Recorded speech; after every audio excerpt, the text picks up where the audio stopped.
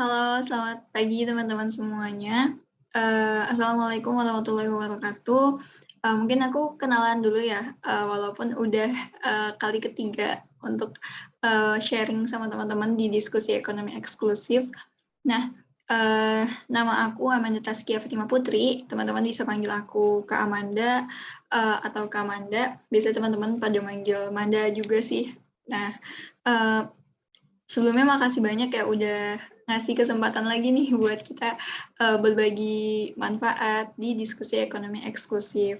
Nah, aku lihat ada perkembangan partisipan ya yang cukup lumayan banyak di diskusi ekonomi eksklusif pagi ini. Terima kasih teman-teman atas kesediaan waktunya. Mungkin aku untuk mempersingkat pemaparan karena ada batasan waktu juga dari teman-teman panitia, langsung aja ya untuk ke penyampaian materi. Nah, sebelumnya aku mohon maaf nih untuk teman-teman panitia, operator maupun moderator, aku izin untuk share screen sendiri biar match gitu nanti kalau ada pengulangan atau back atau next slide biar cepet aja gitu. Nah, kali ini aku bakal bahas tentang apa sih gitu.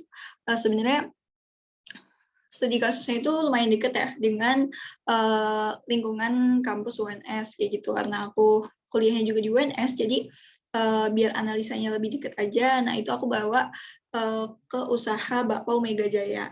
Nah, sini aku bawa judul analisis pengukuran dan pengendalian aktiva pada usaha, studi kasusnya pada Bakpao Mega Jaya. Oke, next.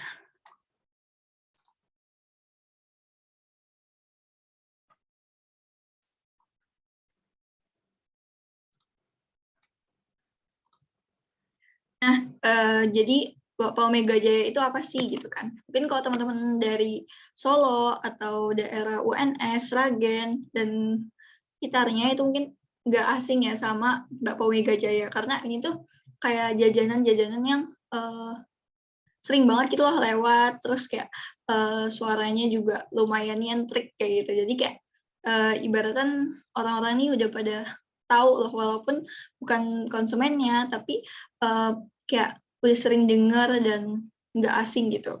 Nah, kalau mungkin buat teman-teman di Jogja atau teman-teman daerah lainnya gitu, Bakpao Mega Jaya ini aku kenalin dulu ya. Jadi Bakpao Mega Jaya ini pendirinya itu Suliswanto dan Flora Rianida. Nah, berdiri sejak kapan? Sejak 2008 sampai sekarang. Alamatnya berada di Sukamulyo, RT 5 RW 2, daerah Kadipiro, Surakarta, Jawa Tengah. Nah, Bakpao Mega Jaya ini memiliki cabang di Boyolali, Sragen, dan Sukoharjo. Jadi, Bakpao Mega Jaya ini dari namanya aja kita udah tahu ya, kalau misalnya dia itu jualan utamanya adalah bakpao kayak gitu. Nah, Bakpao Mega Jaya ini dijual dengan menggunakan gerobak, teman-teman. Jadi kalau misalnya deskripsinya ya, itu tuh penjualnya ada kayak speakernya gitu. Jadi kayak ada lagu Bakpao Mega Jayanya gitu untuk menarik pelanggan kayak gitu. Nah, untuk sependek pengetahuanku kayak gitu, Bakpao Mega Jaya ini mereka menjual dengan berbagai macam rasa di varian bakpaunya. Ada rasa coklat, strawberry, blueberry, kacang hijau, kalau nggak salah ayam juga ada ya. Oke, lanjut aja. Nah, jadi dari si Bakpao Mega Jaya ini pastinya dong dalam usaha itu punya aset usaha. Nah, aset apa aja sih yang bisa kita sebutin di pemaparan kali ini kayak gitu. Jadi yang pertama, kalau dari Bakpao Mega Jaya sendiri, mereka mengklasifikasikan jadi 3. Yang pertama bangunan, persediaan, dan peralatan. Nah, bangunannya sendiri terdiri dari pabrik, depo di Sragen, dan penginapan karyawan. Nah, kalau teman-teman mungkin asing ya, depo itu apa kayak gitu. Jadi kalau setauku gitu, depo itu kayak apa ya?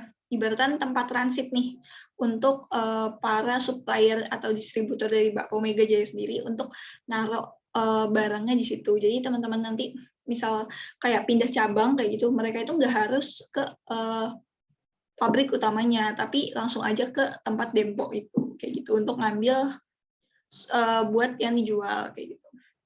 Nah, ada pabrik juga, jadi mereka membuat bakpao di situ, terus ada dempo dan juga penginapan untuk karyawan.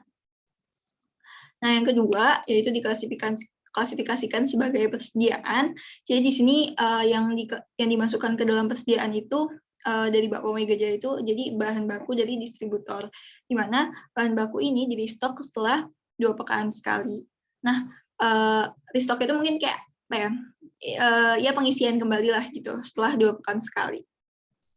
Nah, peralatan yang dimasukkan itu tuh ada mixer atau alat pencampur ya, terus ada alat penghalus, alat pemipih,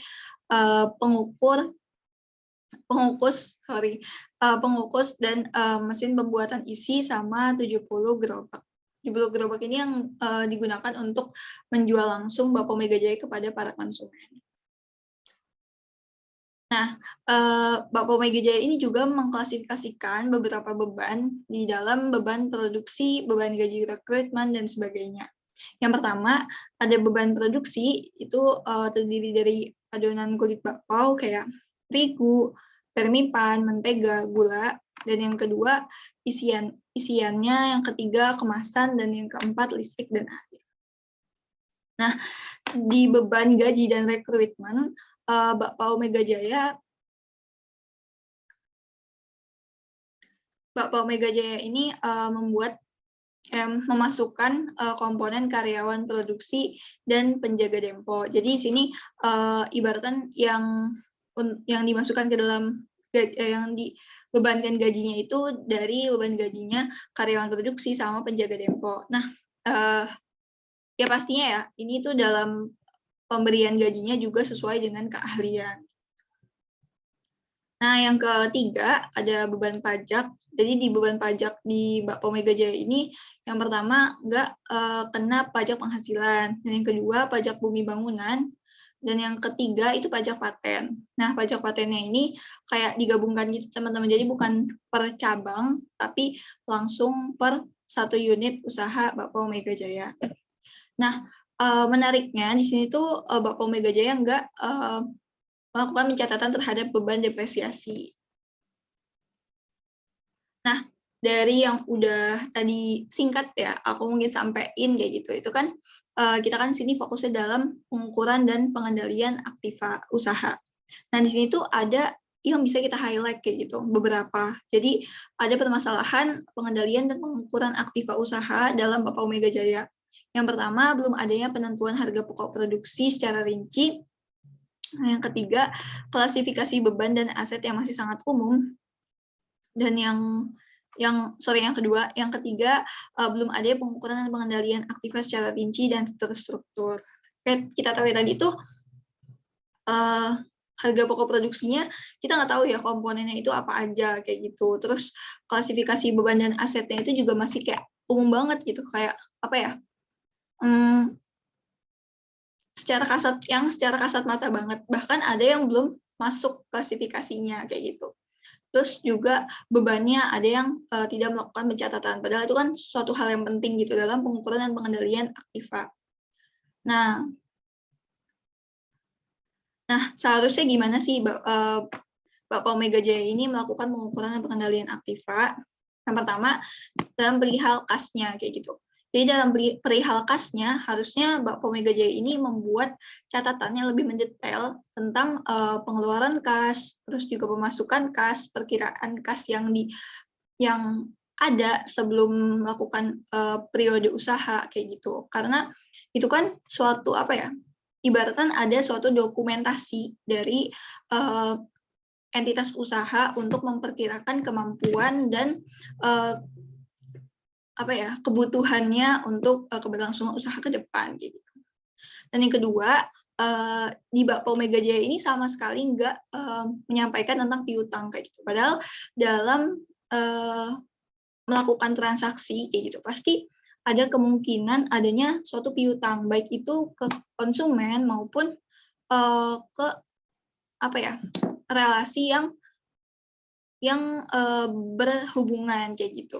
Kayak misal konsumen nih ternyata walaupun nggak pakai dokumennya atau nggak pakai catatan-catatan yang rapi kayak gitu. Tapi kan ada aja kemungkinan untuk mereka melakukan piutang kayak misal, ya bang, saya ini dulu lah ya apa namanya, bayarnya besok aja kayak gitu, langsung nanti pas banyakan kayak gitu kan.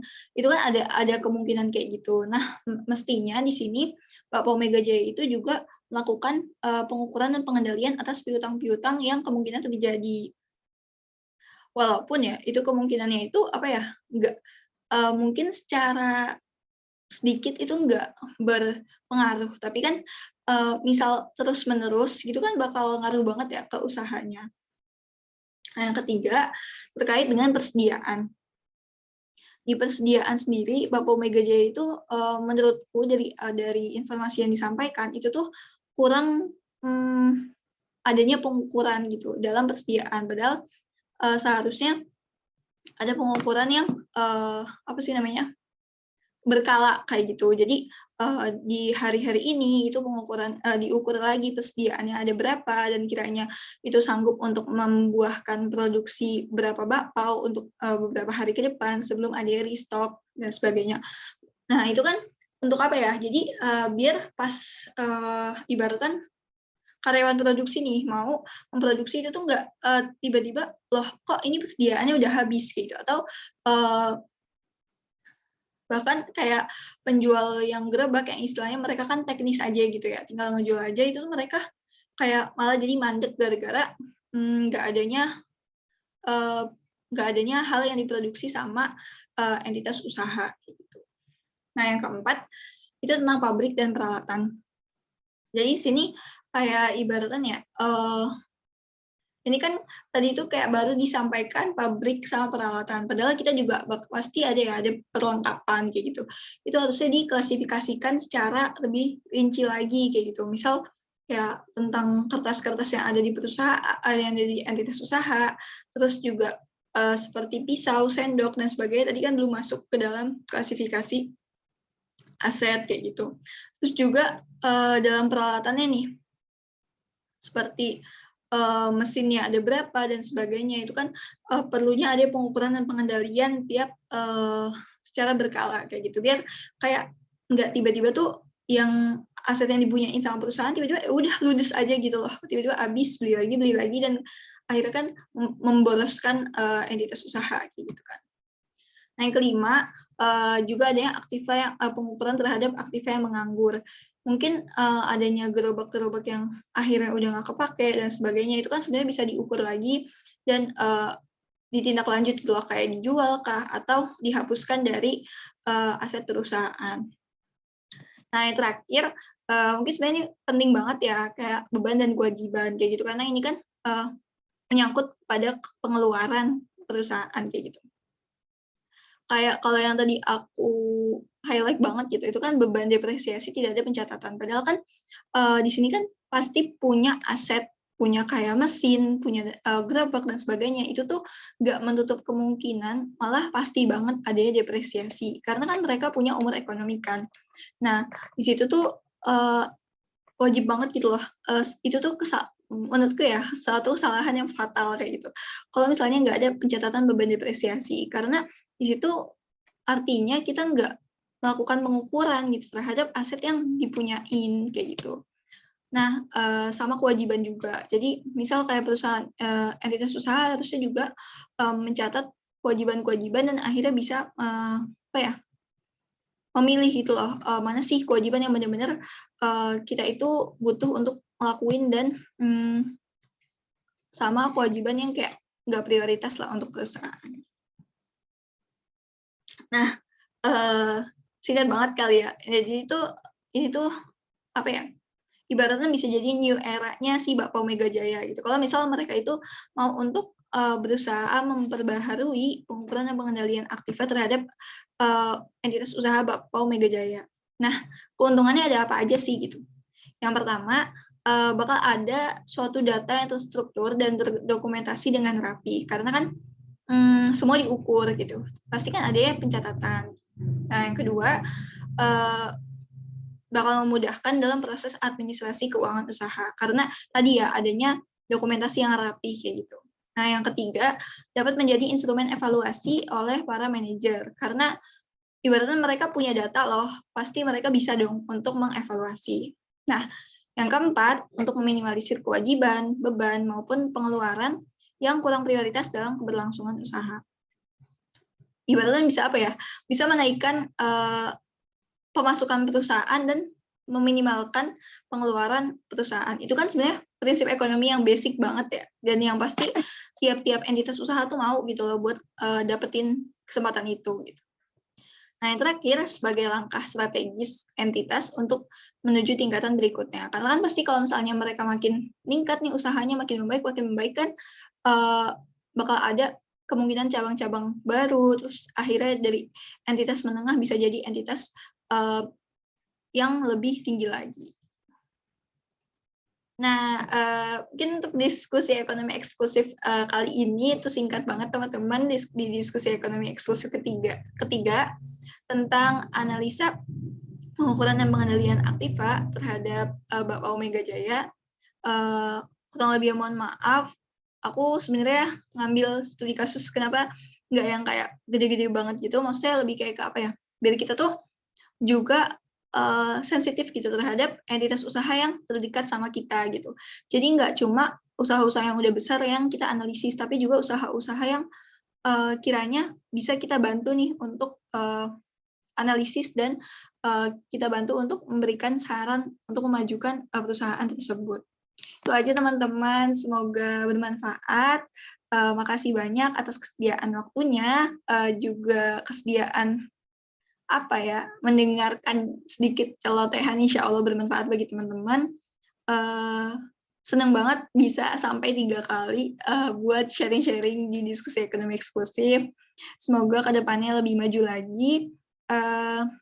Kurang lebih mohon maaf. Wassalamualaikum warahmatullahi wabarakatuh.